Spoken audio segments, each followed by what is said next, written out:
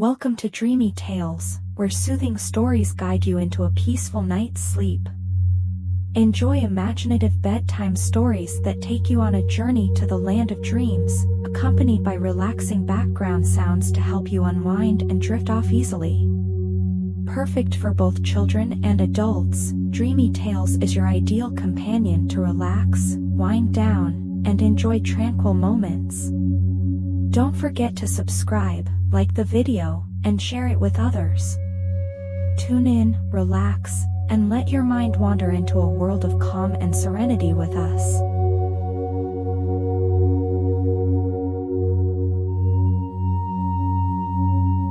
In the golden plains of the savannah, under the wide blue sky, where the wind carried the sounds of nature, there lived a lion cub named Leo. Leo wasn't like the other lion cubs in his pride. While his brothers and sisters would pounce and chase each other in playful roars, Leo would often sit alone, watching them from a distance. He wasn't timid by nature, but a deep sense of shyness kept him from joining the fun. Leo loved to observe the world around him. He admired the tall, swaying grasses, the clouds that drifted lazily across the sky, and the animals that ran free across the plains. But what Leo loved most of all was his favorite spot, a majestic old baobab tree that stood tall and proud. The thick, gnarled branches provided shade and shelter, and Leo would often sit under it, daydreaming of adventures he was too shy to take part in. Each day, he watched the other animals of the forest playing together.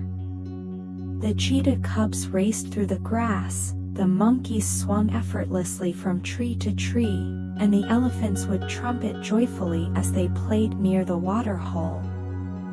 Leo longed to join them. He wanted to run, play, and laugh like the others, but every time he thought about stepping forward, his heart filled with doubt. What if the other animals didn't like him? What if they thought he was too slow or too quiet?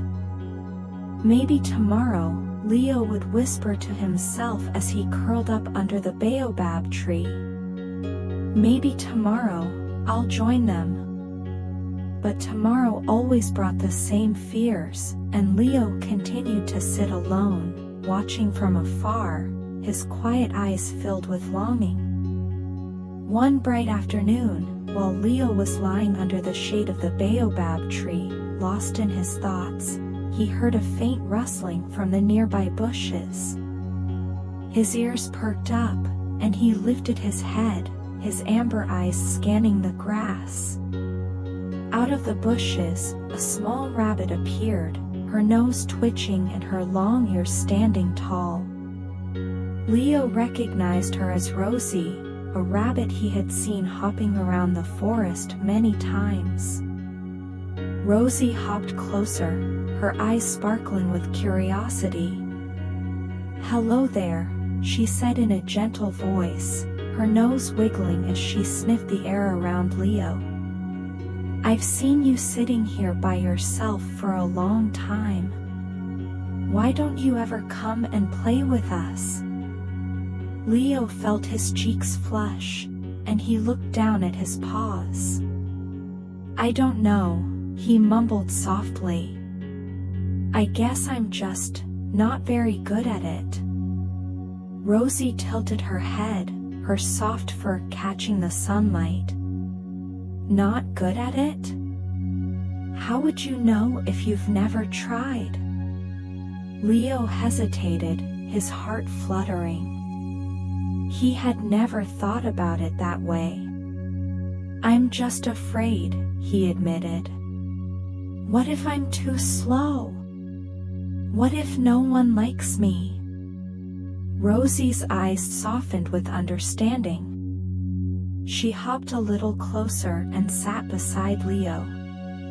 "You know," she began, "I used to feel the same way.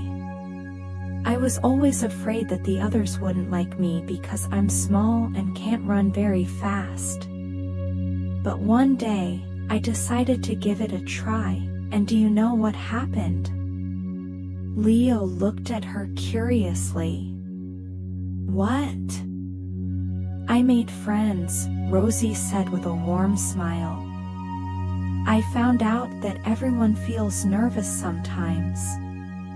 Even the fastest animals worry about something. The important thing is to try, and you'll see that it's not as scary as it seems. Leo listened to Rosie's words, and for the first time, a small spark of hope lit up in his heart. Maybe, just maybe, he could try too. The next day, Leo decided that he would try to be brave. As the sun rose high in the sky, casting a golden glow over the savannah, Leo saw the monkeys swinging from the branches of the trees. They were laughing and playing, their tails wrapping around the branches as they leaped from one tree to another. Leo's heart pounded in his chest, but he remembered Rosie's words. Everyone feels nervous sometimes, he whispered to himself, taking a deep breath. Slowly, he stood up and began to walk toward the group of monkeys. His paws felt heavy with each step, and his heart raced with doubt, but he pushed himself forward. As Leo approached, the monkeys noticed him and paused their game. One of them, a young monkey with bright eyes and a playful grin, swung down from a branch and landed gracefully beside Leo. "Hey, it's Leo," the monkey exclaimed. "What brings you over here?" Leo swallowed nervously and tried to find his voice. I was wondering if I could join you," he said, his voice barely above a whisper. The monkey's eyes lit up with surprise and excitement. "Of course you can. We'd love to have you play with us," he said, jumping up and down with enthusiasm. Leo blinked in disbelief. "Really? You want me to play?" "Absolutely," the monkey replied, motioning to the others. "The more, the merrier." Before Leo could say another word, the other monkeys gathered around him, their faces full of welcoming smiles. They invited him to join their game, and although Leo was still nervous, he decided to give it a try. And to his surprise, it wasn't nearly as scary as he had imagined. Leo chased after the monkeys, his paws kicking up dust as he ran through the tall grass. He laughed and roared with excitement as he jumped and pounced, feeling the thrill of the game. The more he played, the more his shyness melted away. For the first time in his life, Leo felt like he belonged. As the days passed, Leo grew more confident. He no longer sat alone under the baobab tree, watching from a distance. Instead, he played with the other animals, running with the cheetahs, splashing with the elephants, and swinging with the monkeys. Every day was filled with laughter, and Leo's heart swelled with happiness. Rosie, the little rabbit who had given Leo the courage to step out of his shell, became his closest friend. They would often sit together by the river after a long day of playing, watching the water ripple under the setting sun. "You've come a long way, Leo," Rosie said one evening as they sat side by side. "I'm really proud of you." Leo smiled, his golden fur glowing in the fading light. "I couldn't have done it without you, Rosie. You were the one who believed in me." Rosie laughed and nudged Leo playfully with her nose. "You had it in you all along, Leo. You just needed a little push." Leo gazed at his reflection in the water, and for the first time, he saw not a shy lion cub, but a brave one. He realized that courage wasn't about being fearless, it was about taking that first step, even when you're scared. And with friends like Rosie by his side, Leo knew he could face anything. One day, the animals decided to hold a special event, the Great Forest Games. It was a series of fun challenges where animals from all over the savannah would come together to race, jump, and play. Leo was excited, but as the day of the games approached, he began to feel the familiar flutter of nervousness in his stomach. What if I'm not fast enough?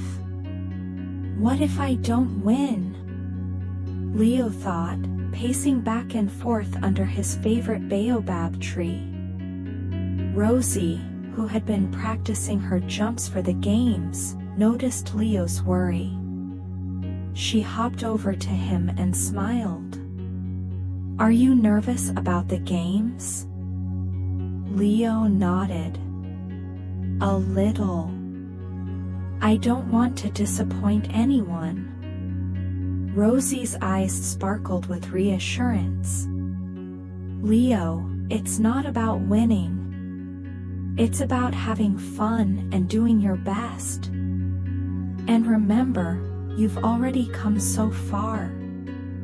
You don't need to prove anything to anyone." Leo took a deep breath and nodded. "You're right, Rosie. I'll do my best." When the day of the Great Forest Games arrived, the savannah was alive with excitement. Animals from all over gathered to watch and cheer. The first event was a race through the forest, and Leo lined up at the starting line alongside the other competitors, cheetahs, antelopes, and even a few fast monkeys. As the race began, Leo ran as fast as his paws would carry him. The wind rushed through his mane, and his heart pounded with exhilaration.